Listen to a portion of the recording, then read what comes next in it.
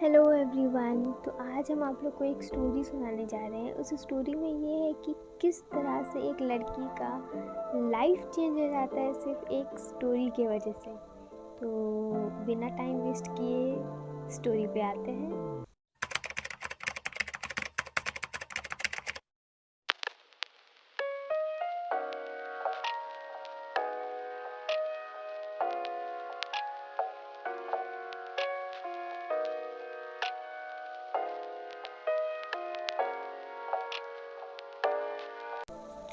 तो एक लड़की थी जिसका नाम था स्प्रिया, और वो करीब 8 या 7-8 साल की लड़की थी।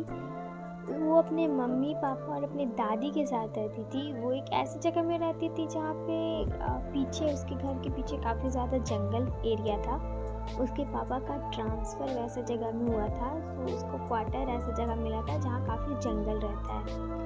प्रिया को गेम्स खेलना काफ़ी ज़्यादा पसंद था। उसको गेम्स इतना पसंद था कि वो दिन भर अपने कंप्यूटर के साथ लगी रहती थी, और इस गेम खेलने के उसकी आदत की वजह से उसके मार्क्स कम आ रहे थे, जबकि वो काफ़ी ज़्यादा अच्छी थी पढ़ने में। बट गेम्स खेलने की वजह से वो अपना पढ़ाई में ध्यान नहीं दे पा रही थी। अब इस पढ़ाई की वजह से उसके मम्मी पापा और दादी काफ़ी ज़्यादा नाखुश थे।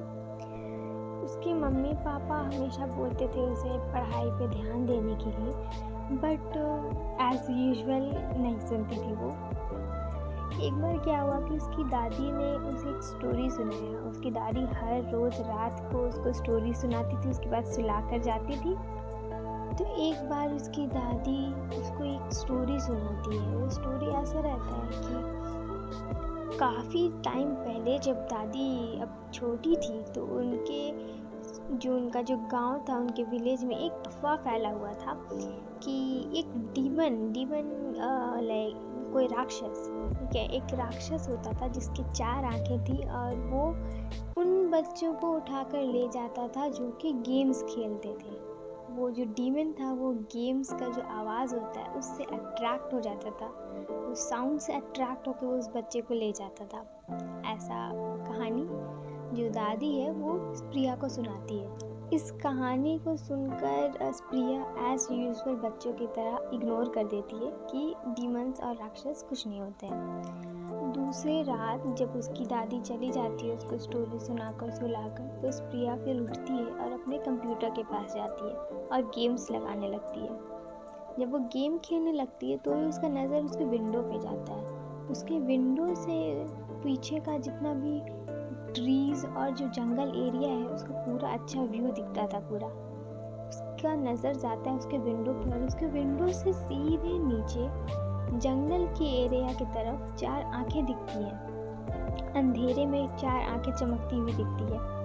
पहले तो वो इग्नोर कर देती है, उसको लगता है कि कोई सामान रखा होगा जो कि रात के अंधेरे में बस चमक रही है। फिर जब वो 4 आंखें मूव करने लगती है, प्रिया काफ़ी ज़्यादा डर जाती है और उसी समय अपना कंप्यूटर बंद करके सो जाती है। वो रात भर इस 4 आंखों के बारे में सोचती रहती है। उसके दिमाग में ये चलते रहता है कि कहीं वो जो दादी ने कहा था वो सच ना हो जाए। उस दिन के बाद लगभग 1 हफ्ते तक रोज़ उसको वो 4 आंखें दिखती थी विंडो से बाहर। इस सब की वजह से उसने लैपटॉप, कंप्यूटर, गेम्स खेलना सब बंद कर दिया था। उसके दिमाग में बस यही चलते रहता था कि वो 4 आंखें किसकी हैं। वो अपना विंडो को बंद कर दी। विंडो बंद करने के बाद भी उसके दिमाग में, मन में ये चलते रहा कि ऐसा क्यों हो रहा है, वो 4 आंखें क्या है।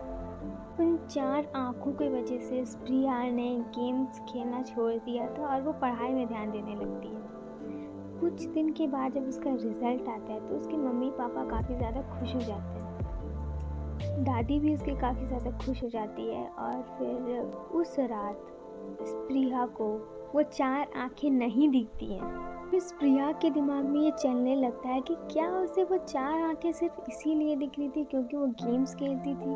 क्या सही में वो गेम्स के साउंड से डीमंस अट्रैक्ट होते थे।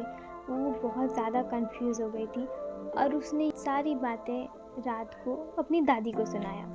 उसकी दादी ये बात जान के पहले तो काफ़ी ज़्यादा शॉक्ड हो गई, फिर दादी स्प्रिया को बोलती है कि हम लोग सुबह चलेंगे और देखेंगे कि वो 4 आँखों का क्या राज है। तो जब स्प्रिया और उसकी दादी वहाँ पे जाते हैं तो उन लोगों को वहाँ पे एक कार्टून दिखता है जिसमें काफ़ी सारे पुराने कपड़े रखे हुए रहते हैं। वो इस तरह से बना हुआ था कि मे बी वहाँ पे कोई रहता था, या कोई जानवर या डीमन या जो भी था वो वहाँ रह रहा था, इस तरह से उन्हें दिखता है। फिर उनके जो नेबर्स रहते हैं वो ये बताते हैं कि उनके घर में 2 बिल्ली के छोटे छोटे बच्चे थे जो कि वहाँ रहते थे, और क्योंकि वो 2 बच्चे थे तो उन 2 बच्चों की आंखें जब रात में चमकती थी तो वो 4 आंखें दिखती थी।